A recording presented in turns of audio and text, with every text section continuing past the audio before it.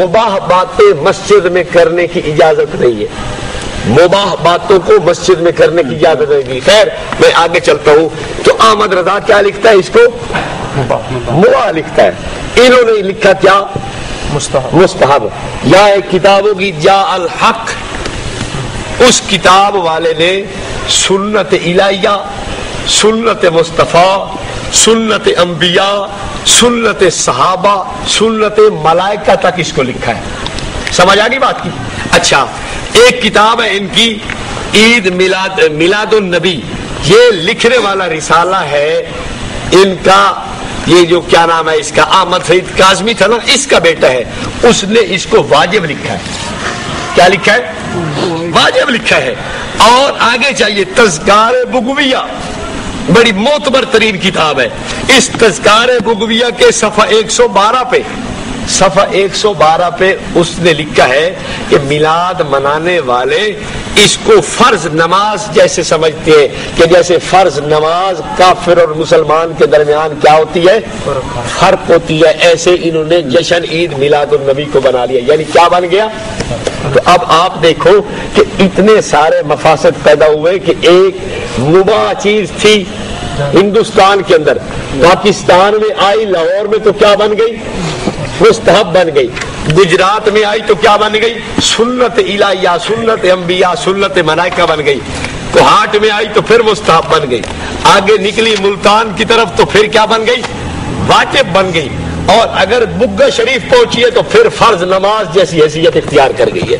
جس کا یہ حال ہو کہ ایک امر مندوب کو واجب سمجھ لینا، یہ بھی اس کے ترک کرنے کی دلیل ہوا کرتی ہے۔ سمجھ آ گئی بات کی؟ اچھا ہم اب آپ کو مفاسد دکھاتے ہیں کہ پاکستان میں آئی، لاہور میں تو کیا بن گئی؟ مستحب بن گئی۔ گجرات میں آئی تو کیا بن گئی؟ سنت الہیہ، سنت انبیاء، سنت ملائکہ بن گئی۔ کوہاٹ میں آئی تو پھر مستحب بن گئی، آگے نکلی ملتان کی طرف تو پھر کیا بن گئی؟ واجب بن گئی، اور اگر بگہ شریف پہنچی ہے تو پھر فرض نماز جیسی حیثیت اختیار کر گئی ہے۔ جس کا یہ حال ہو کہ ایک امر مندوب کو واجب سمجھ لینا، یہ بھی اس کے ترک کرنے کی دلیل ہوا کرتی ہے۔ سمجھ آ گئی بات کی؟ اچھا ہم اب آپ کو مفاسد دکھاتے ہیں کہ مفاسد کیا ہیں۔ اس مجلس میلاد کے مفاسد کتنے ہیں؟ ان مفاسد کے اندر آپ یہ اخباروں کے پیج بھی ملاحظہ فرمائیں، ہم ان مفاسد کو بھی لے کے آئے تھے۔ یہ جناب جی عید میلاد النبی کے جلوسوں کے اندر لڑائی جھگڑے، اچھا اس کو آپ اور دیکھیں، لڑائی جھگڑے بھی ہوئے، پھر ایسا بھی ہے کہیں کہیں عید میلاد النبی کے جلوس پر جی عید میلاد النبی کے جلوس پر قتل و غارت ہوئی، یہ دیکھیں۔ اچھا کہیں یہ ہے کہ عید میلاد النبی کے جلوسوں پر تصادم، 50 زخمی، پھر فائرنگ، 8 ہلاک، اور جناب جی ایسا ہوا انہوں نے فیصل آباد میں جلوس نکال کر وہاں حضرت مولانا ضیاء القاسمی رحمت اللہ علیہ کی مسجد کو شہید کرنے کی کوشش کی۔ قرآن پاک کے نسخے آج تک جلے ہوئے وہاں محفوظ ہیں۔ ان ظالموں نے جلوس ہے، دیکھو جشن عید میلاد النبی کا جلوس، اور وہاں قرآن کو آگ لگائی، وہاں احادیث طیبات کو آگ لگائی، وہاں مولانا ضیاء القاسمی کی قبر کی بے حرمتی کی۔ اب آپ بتلائیں کہ اب یہ مفاسد کم ہے؟ چلو ہمیں تو آپ لڑو جھگڑو مارو، لیکن مسجد کا کیا خیال ہے؟ ادب نہیں کرنا چاہیے؟ کیا قرآن پاک کو جلانا چاہیے؟ کیوں جی؟ کیا احادیث طیبات کو نظر آتش کر دینا چاہیے؟ یہ سارے مفاسد ہیں۔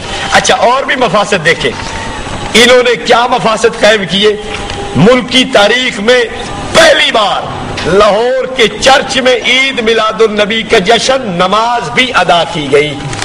اب آپ دیکھیں کہ یہ مفاسد بڑھتے بڑھتے کہاں تک جا پہنچے۔ اچھا ایک بات اور میں کرتے چلا جاؤں، ان کے مفاسد دیکھ رہے ہیں آپ نے، تو ان کے اپنے علماء نے لکھا ہے کہ ہمارے جلوسوں کا جو حال ہے، یہ اگر ہمارے علماء سے بند نہیں ہو سکتے تو ان کو کیا کرنا چاہیے؟ بالکل مفاسد کی وجہ سے جلوسوں کو بھی بند کرنا چاہیے۔ یہ بات لکھی ہے تفسیر کیا نام ہے شرح صحیح مسلم نے، جلد 3 صفحہ 170-71 پر۔